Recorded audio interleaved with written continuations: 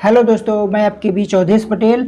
Education care classes में आप सबका स्वागत है। आज हम बात करेंगे पंचवर्षीय योजनाओं की। जो पंचवर्षीय योजनाएं शुरू की गई थी और उससे संबंधित जो भी फैक्ट हो सकते हैं हम उस पर चर्चा करेंगे, उसको पढ़ने की कोशिश करेंगे। देखिए, पंचवर्षीय योजनाओं को लाने का जो प्रावधान था ऐसे ही नहीं लाया गया, तो इसको एक भारत के विकास के लिए ये आयोजन किए गए थे कि आर्थिक योजनाओं को भाई संचालित करने के लिए कुछ भाई योजनाओं को, तो उसको पंचवर्षीय योजनाओं में क्या किया गया, क्रिएट किया गया, उनको बनाया गया। तो हम चलिए बात करते हैं कि जो पंचवर्षीय योजनाएं थी कि भाई पहली पंचवर्षीय योजना कब स्टार्ट हुई। तो पहली पंचवर्षीय जो योजना थी हमारी स्टार्ट हुई, प्रथम पंचवर्षीय योजना 1951 से 1956 में, 1951 से 1956 तक चली। इसके जो मॉडल थी तो वो था हेरॉड मॉडल से संबंधित। किससे? हेरॉड मॉडल। अच्छा, इसमें सबसे ज़्यादा इम्पोर्टेंट किसको दिया गया? कृषि को। क्या दिया गया? कृषि को सबसे ज़्यादा इम्पोर्टेंट दिया गया। कृषि को सबसे ज़्यादा इम्पोर्टेंट या प्राथमिकता दी गई। अब कृषि से इम्पोर्टेंट ऐसे आप समझ सकते हैं भाई, जब कृषि को इम्पोर्टेंट दिया जाए तो कई नदी घाटी परियोजनाओं को, जो कई नदी घाटी परियोजनाओं का भी उद्घाटन किया गया। जैसे आपका बाघड़ नाकल जो परियोजना थी, ब्यास जो आपकी परियोजना थी, दामोदर नदी घाटी परियोजना, ये जैसी परियोजनाएं ये पहली पंचवर्षीय योजना के तहत परियोजनाओं का उद्घाटन किया गया। हम बात करते हैं दूसरी पंचवर्षीय योजना की, जो कि दूसरी पंचवर्षीय योजना 1956 से लेकर 1961 तक मानी जाती है। जो दूसरी पंचवर्षीय योजना है वो हमारी 1956 से 1961 तक मानी जाती है। ये महाल नोबिस जो मॉडल थी वो महाल नोबिस से थी। इसमें उद्योग को सबसे ज़्यादा इम्पोर्टेंट दिया गया।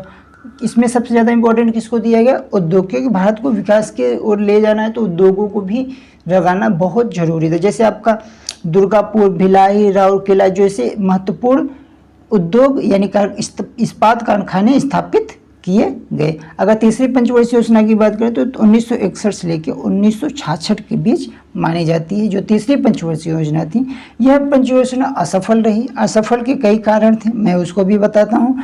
यह जो इस पर जो टारगेट रखा गया था वो रखा गया था भी आत्मनिर्भरता, क्या जो अर्थव्यवस्था है उसको आत्मनिर्भर बनाना। इस प्रकार से आत्मनिर्भर बनाना, अर्थव्यवस्था को क्या करना, आत्मनिर्भर बनाने की बात की गई थी।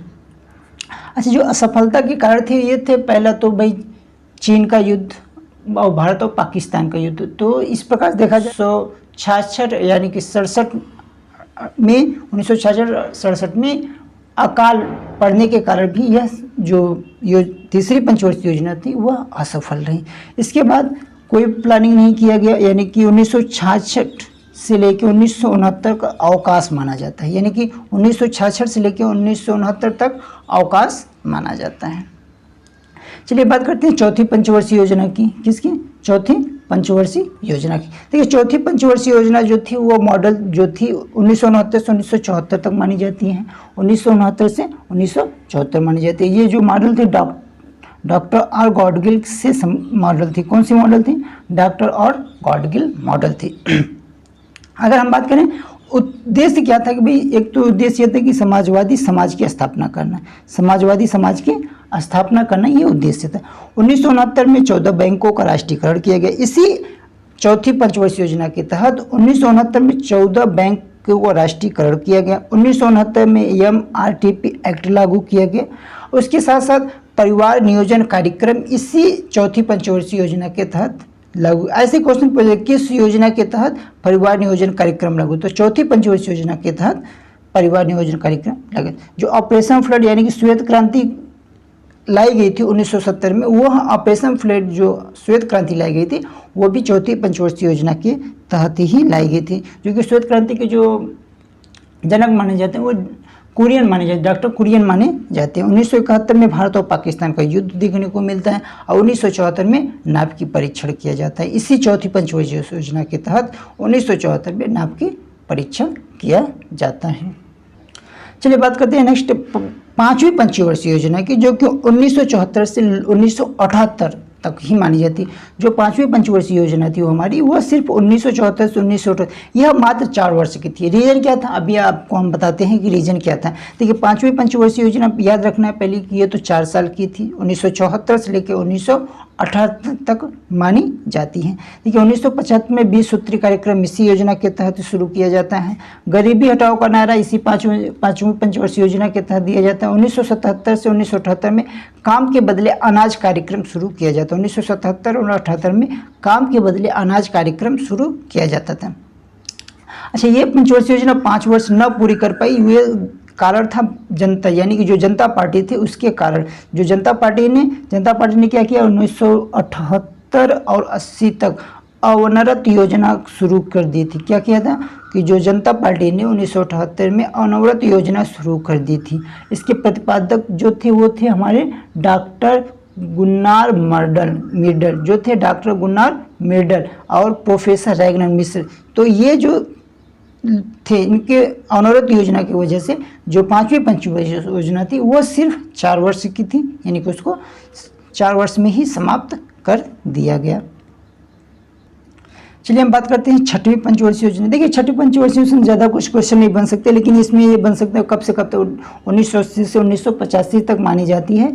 आगत और निर्गत मॉडल पर आधारित थी। जो 6वीं पंचवर्षीय योजना थी वो हमारी आगत और निर्गत मॉडल पर आधारित थी। किस पे? आगत और निर्गत मॉडल पर आधारित थी। उद्देश्य क्या था कि गरीबी उन्मूलन तथा जो रोजगार है उसमें वृद्धि करना, यानी कि गरीबी उन्मूलन तथा रोजगार में वृद्धि करना था। ये 6वीं पंचवर्षीय योजना थी। ये यहाँ से ज़्यादा क्वेश्चन नहीं बन सकते। ज़्यादा क्वेश्चन आपकी 4थी पंचवर्षीय योजना से, 5वीं पंचवर्षीय योजना से और पहली और दूसरी पंचवर्षीय योजना से बनता है। चलिए 7वीं पंचवर्षीय योजना देखते हैं। 7वीं पंचवर्षीय योजना क्या है कि 1985 से लेके 1990 तक, 1985 से लेके 1990 तक जॉन मिल्टन के मॉडल पर आधारित थी। जो 7वीं पंचवर्षीय योजना थी वो हमारी 1985 से लेके 1990 तक जॉन मिल्टन पर आधारित थी। उद्देश्य क्या था कि भाई जनसंख्या नियंत्रण करना, पोषण प्राप्त स्तर, यानी कि जो पोषण के स्तर थे उसको बेहतर करना, आधुनिकीकरण करना, आत्मनिर्भरता प्राप्त करना और सामाजिक न्याय दिलाना सबको। इस प्रकार से 7वीं पंचवर्षीय योजना के उद्देश्य रखे गए थे। इसके बाद क्या हुआ कि 1990 से 1992 तक जो योजना अवकाश माना जाता है, यानी कि 1990 से 1992 तक योजना अवकाश रहता है। उसके बाद फिर 8वीं पंचवर्षीय योजना थी जो 1992 से 1997 तक चलती है। 8वीं पंचवर्षीय योजना के उद्देश्य क्या थी कि भाई रोजगार के अवसर उपलब्ध कराना और मानव संसाधन का विकास करना। ये उद्देश्य रखे जाते हैं हमारे 8वीं पंचवर्षीय योजना की, रोजगार के अवसर उपलब्ध कराना और मानव संसाधन का विकास करना। और इसी के तहत 1993 महिला कोष गठन किया जाता है।